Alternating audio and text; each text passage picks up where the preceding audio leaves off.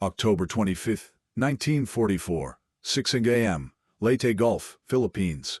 10,000 American soldiers fighting on a beach, waiting for air support that's about to disappear. Why? 4 Japanese battleships, heading straight for their carriers. Carriers can't fight battleships. 1 hit, gone. Between them, 1 destroyer. Commander Ernest Evans. Impossible choice. Orders say retreat. Logic says retreat. Survival says retreat. But 10,000 men die if he does. He turns his ship toward the enemy fleet. His crew thinks it's suicide. The Japanese think it's a trap. Both wrong. This is the Battle off Samar. October 25, 1944. The morning started quietly. The USS Johnston was on routine patrol off the coast of Samar, a Fletcher-class destroyer, 376 feet long, 2,000 tons, part of a small escort group protecting the invasion force at Leyte Gulf. Then, at 6:47 a.m., the radar screen lit up. 1 ship, then 5, 10, 15, 23, all Japanese, all massive. 4 battleships, each one weighs 70,000 tons, armed with 18-inch guns that could fire shells the size of cars. 6 heavy cruisers, 2 light cruisers, 11 destroyers, the most powerful surface fleet in the Pacific. And between them and the American forces, 7 ships, 3 destroyers, 4 escort carriers, ships designed to hunt submarines and provide air support, not fight battleships. The odds were 100 to 1. Commander Ernest Evans stood on the bridge of the Johnston, a Cherokee Native American. One of the few minority officers in the United States Navy. On his first day with the crew, he had told them, "This is going to be a fighting ship. I intend to go in harm's way." Now harm had found them. His orders came through the radio. Make smoke, hide the carriers, retreat to the south. Standard defensive tactics. Logical tactics. The kind that keeps ships and crews alive. Evans looked at those orders. Then at the radar screen. Then at the horizon, where the Japanese fleet was closing in. Those battleships were not slowing down. They were heading straight for the escort carriers. And escort carriers had thin armor, slow engines, no heavy guns. If those battleships reached them, the carriers would be destroyed in minutes. Without air cover, the 10,000 American soldiers fighting on the beaches of Leyte would be cut off, surrounded, slaughtered. Evans calculated the distances, the speeds, the time. The Japanese fleet would reach the carriers in 20 minutes, maybe less. There were no American battleships nearby, no cruisers, no help coming, just his destroyer. And 6 other ships in the same desperate situation. He made a decision at 7 a.m. Commander Evans gave an order that violated every principle of naval warfare. All ahead full, dents left full rudder. All guns target the lead cruiser. Commence firing. The bridge went silent. The crew thought they had misheard. Charge? Charge a battleship fleet? In a destroyer that weighed 2,000 tons? Against ships that weighed 70,000? Evans repeated the order. His voice was calm, steady. Final. The helmsman turned the wheel. The engine room pushed the throttles to maximum. The gun crews loaded shells with shaking hands. The USS Johnston turned away from safety, away from survival, toward an enemy fleet that could obliterate them in seconds. The ship began to accelerate. 20 knots. 25 knots. 28 knots. Every ounce of speed the engines could produce. 1 destroyer. 23 warships. The distance closed. The guns of the Johnston swung toward the enemy. And the battle that would be called the greatest last stand in naval history began. Johnston raced forward at full speed, 28 knots, 32 miles per hour, white water spraying from the bow, black smoke pouring from the stacks. The crew moved with desperate efficiency, loading shells, checking ranges, preparing for a fight they knew they could not win. 18,000 yards, the maximum effective range of Johnston's 5-inch guns. The order came down from fire control. Commence firing. At 7:10 a.m., all 5 gun mounts opened fire simultaneously. The ship shook with each salvo, shell after shell after shell, 40 rounds per minute from each gun, 200 shells in the first 5 minutes. The target was the Kumano, a Japanese heavy cruiser, 13,000 tons, 8 8-inch guns, armor thick enough to stop most destroyer shells. But the Johnston's crew was not firing at the armor. They were firing at the superstructure, the bridge, the fire control systems, anything vulnerable. The first shells fell short, the gun crews adjusted, the second salvo hit, then the third, and the fourth. Explosions erupted across the Kumano's upper decks. The bridge took multiple hits. Fire spread from the forward gun mounts. Smoke poured from damaged compartments. The massive cruiser began to turn away from the attack. For 30 seconds, the crew of the Johnston allowed themselves to believe. They had heard a ship 10 times their size. They had made it turn away. Maybe they could actually survive this. Then, reality arrived with the sound of thunder. Every gun in the Japanese fleet turned toward Johnston.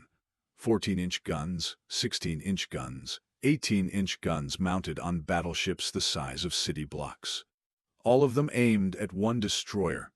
The first salvo screamed overhead, shells the size of small cars. They hit the water 100 yards beyond Johnston. Geysers erupted 200 feet into the air. Evans ordered evasive maneuvers, hard left, hard right, zigzagging at full speed through a forest of explosions.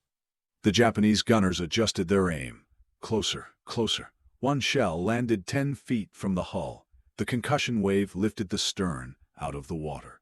Plating buckled. Rivets popped. Men were thrown to the deck. Then the direct hits began. The first shell struck the rear gun mount.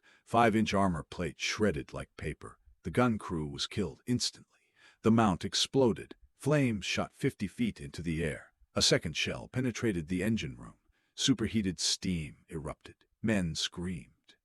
The temperature gauges dropped. Speed fell from 28 knots to 17. A third shell hit the bridge. The armored conning tower took the impact, but the blast effect was devastating. Glass shattered. Instruments exploded. Shrapnel filled the air. Commander Evans was thrown against the bulkhead. Metal fragments tore through his left hand. Burns covered the left side of his face. 2 fingers were gone. Blood poured down his arm. He pulled himself upright. Vision blurred, ears ringing. Through the smoke and chaos, he shouted orders. Lay smoke, hard right rudder, all guns keep firing. The crew heard him and obeyed. Chemical smoke generators activated. Dense white clouds poured from the stern. Within seconds, Johnston disappeared into the artificial fog. The Japanese gunners lost visual contact. Their shells began falling wide, missing by 50 yards, then 100. Johnston had bought herself time. But the ship was dying. Half the guns were destroyed. The engine was crippled. Fires burned in 4 compartments. The bridge was wrecked, and they were still surrounded by the most powerful fleet in the Pacific. Then Commander Evans saw something on the horizon that changed everything. 2 more American destroyers were turning toward the enemy, the USS Hull, the USS Hermann, following Johnston into the attack. 3 destroyers against 23 warships. It was still suicide, but now they would not die alone. The battle entered its most desperate phase. For 2 hours, 7 American ships fought an enemy fleet 5 times their size. It was chaos beyond anything naval doctrine had prepared them for. Destroyers charging battleships. Escort carriers launching planes armed with nothing but depth charges. Pilots making dummy runs when they ran out of ammunition. Anything to buy time, anything to create confusion. Johnston emerged from the smoke screen. The ship barely resembled a warship anymore. Hull breached in 4 places. 2 gun mounts were completely destroyed. Engine room half flooded. Bridge blown apart. Commander Evans was standing on the open deck now, because there was no bridge left to stand in. Blood soaked through the bandage on his hand. His face was burned black, but his voice still carried over the noise of battle. The crew was beyond exhaustion, faces black with powder smoke, hands burned from handling hot shell casings, eyes red from chemical smoke, but they kept working. Keep fighting. 1 gun mount remained operational, the forward 5-inch gun, still firing at battleships, still landing hits. The Japanese could not understand what they were seeing. These ships should have fled, should have surrendered. Instead, they fought like cornered wolves. Then, a new threat emerged. A squadron of 7 Japanese destroyers broke formation. Faster than battleships, more maneuverable than cruisers, they circled the wounded Johnston like sharks around bleeding prey. Johnston tried to turn, but the ship could barely move. Steering was nearly gone. Rudder jammed at 10 degrees. Speed down to 10 knots. Barely faster than a sailboat. The Japanese destroyers opened fire at point-blank range. Shell after shell hammered the dying ship. The forward ammunition magazine exploded. The last gun mount was torn from its mount and thrown into the sea. Fire spread to every remaining compartment. Johnston began to list. 5 degrees, 10 degrees, 20. The ocean was coming through holes in the hull that damage control could no longer patch. At 9:40 a.m., Commander Ernest Evans gave the final order. All hands abandoned ship.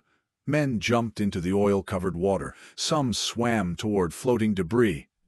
Some helped wounded shipmates stay afloat. Some never made it off the tilting deck. Evans stood at his post, watching his crew abandon the ship he had commanded for less than 2 years. The ship he had promised would go into harm's way. He did not leave. At 9:45 a.m., the USS Johnston rolled completely onto her side. The bow rose slowly into the air. Water poured into the shattered hull. For a moment, the ship seemed to hang suspended. Then, the stern lifted, and Johnston slid beneath the waves. Commander Ernest Evans went down with his ship. 186 men of the crew were dead or missing. As survivors floated in the debris field, a Japanese destroyer passed close by. Close enough that the Americans could see faces on the deck. The Japanese sailors were not firing. They were not attacking survivors. They were standing at attention. An officer on the bridge raised his hand and saluted. It was a gesture of respect, warrior to warrior, enemy to enemy, the kind of respect that transcends nationality and war. Johnston was gone. But the battle was not over. The USS Hull had sunk 50 minutes earlier. The USS Samuel B. Roberts would sink in 10 more minutes. 3 destroyers were lost. But the escort carriers were still afloat, still launching planes, still fighting. And then something impossible happened. The Japanese fleet turned away. Admiral Kurita, commanding from the battleship Yamato, ordered a full retreat. His ships had barely been scratched. He had overwhelming firepower. Victory was within reach. But he believed he was facing a trap. The ferocity of the American attack convinced him that reinforcements must be nearby, that carriers and battleships were waiting over the horizon. He was wrong. There were no reinforcements, just 7 ships, and the men who refused to run.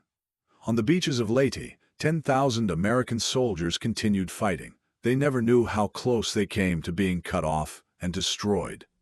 They never knew about the destroyers that charged battleships, or the sailors who gave everything. When the battle ended, 3 American ships were at the bottom of the ocean. Over 1,000 sailors were dead or missing. But the fleet was saved. The troops were saved. The mission was complete.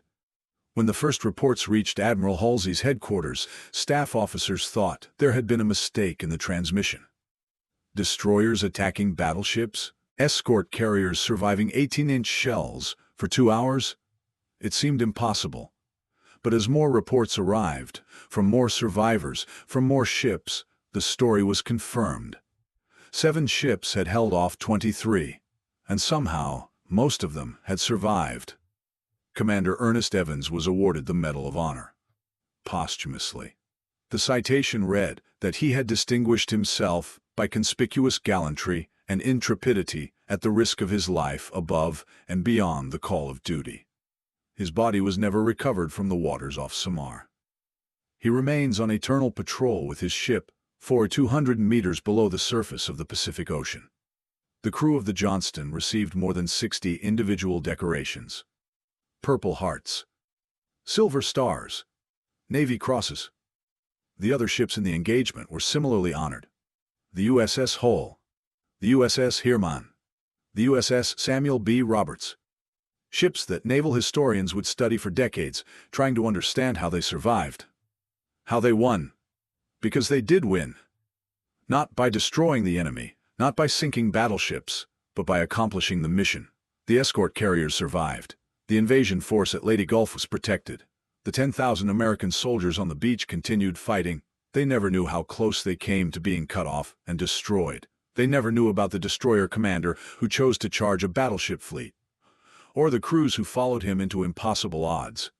Military historians have analyzed the battle off Samar using every analytical tool available: tactics, strategy, logistics, and none of it explains what happened.